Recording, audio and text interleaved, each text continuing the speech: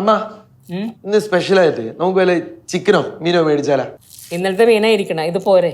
എന്നാ വേണ്ട, വെറുതെ എന്തിനാ അധികം മേടിച്ചു കൂട്ടണ്ട.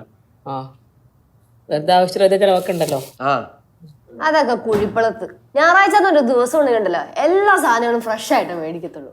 അപ്പൊ നെയ്യാറ്റിങ്ങരയല്ല സ്പെഷ്യലായിട്ട് കൊണ്ടുവരുമ്പില്ലേ ഞായറാഴ്ച ദിവസം ആട്ടിറച്ചി അങ്ങനെ തന്നെ കൊണ്ടുവരും. അത് വീട്ടിൽ കൊണ്ടുതരും. അതില്ലെങ്കിൽ വിഴിഞ്ഞത്ത് പോവും മീൻ മേടിക്കാനായിട്ട്. എല്ലാരും കൂടെ അങ്ങ് പോകും. എന്നിട്ട് ഒരു കുന്ന് മീനാ, ചാകരയാണ്, മീനിന്റെ ചാകരയാണ്. പിന്നെ അവിടെ അല്ല, നമ്മൾ നെയ്യാറ്റിങ്ങരല്ല സ്പെഷ്യലിന്റെ കാര്യം പറയായിരുന്നു. അയ്യോ അതൊന്ന് ഓർമ്മിപ്പിക്കല്ലേ. പക്ഷെ ഇപ്പൊ അങ്ങനെയൊന്നും ഇല്ലടേ. അച്ഛന് മീൻ ഇറച്ചിയൊന്നും അധികം വേണ്ട, ഒരു കഷ്ണം കഴിച്ചാലായി. അത് അച്ഛന് വേണ്ടാത്തല്ലേ അതുകൊണ്ടല്ലേ, വേണ്ട അവിടെ മേടിക്കാത്തോണ്ടല്ലോ. അവിടെ നല്ലോണം മീനൊക്കെ മേടിക്കണ വീടാവച്ചേ. അതെ.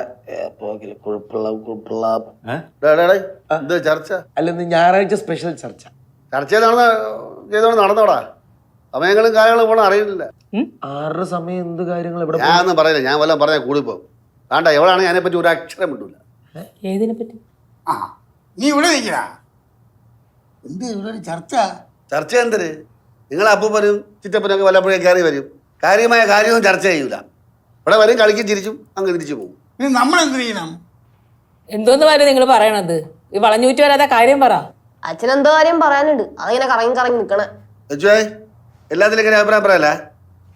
അണ്ണാ, നിനക്ക് എന്തെങ്കിലും പറയാനുണ്ടെങ്കിൽ അത് പറ. എടാ, ഈ ചെറുക്കന് 10-30 വയസ്സായത് കള്ളം കഴിക്കണം. ഇപ്പൊ കള്ളം കഴിക്കണം. ഇപ്പൊ കഴിക്കണം, ഇവിടെ വെച്ച് കഴിക്കണം. ഒരു തമാശ കളിക്കട്ടാ. പിന്നെ എടാ, ഇപ്പോഴേ പെണ്ണ് കാണാൻ പോയി കണ്ടു ഉറപ്പിച്ചാലേ 2-3 വർഷം കഴിയുമ്പോഴും കല്യാണം നടക്കുമല്ലോടാ. ഒരു കാര്യം ഞാൻ പറഞ്ഞേക്കാം, കല്യാണം കഴിക്കാനാണെങ്കിൽ ചേട്ടന്റെ ഈ പ്രായമാണ് നല്ല ബെസ്റ്റ് പ്രായം.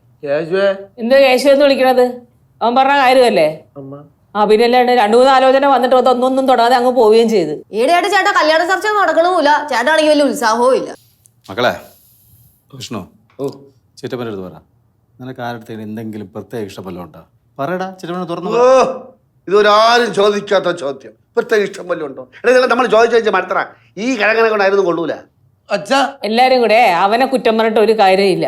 അവന് കല്യാണം കഴിക്കാൻ ഇഷ്ടമില്ലാന്നൊന്നും അവൻ പറഞ്ഞിട്ടൊന്നുമില്ല. അവന് കല്യാണം കഴിക്കാൻ ആഗ്രഹമുണ്ട്. പിന്നെ എല്ലാ ദിവസവും അവന് പെണ്ണു നോക്ക് അവന് നമ്മളോട് പറയാൻ പറ്റുമോ? അമ്മ, എനിക്കിപ്പോ അതൊന്നും വേണ്ട, അത് നിർബന്ധമില്ല. അതുകൊണ്ട് തന്നെ ഒന്നും പറയാത്തതിനെ കുറിച്ചൊന്നും. അപ്പൊ നീ എന്താടേ സന്യാസിയാവാൻ പോണ?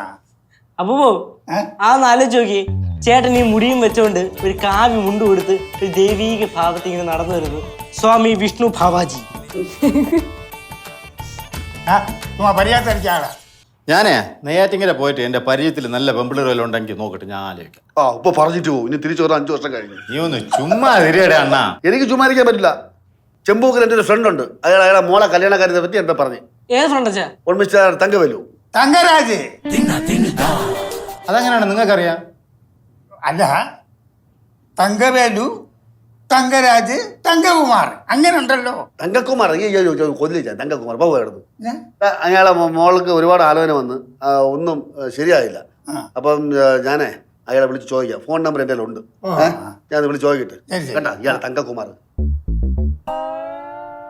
നല്ലത് തന്നെ. മക്കളെ, നീ വിഷമിച്ച് കടം കൈയൊന്നും ചെയ്ത് കളയില്ലേ. അച്ഛൻ പെണ്ണ് ഉടനെ ശരിയാക്കി തരും കേട്ടോ. ഞാൻ എന്താ വിഷമിച്ച് കടുങ്ങുകയും ചെയ്യണത്? എന്തോ പറയണത്?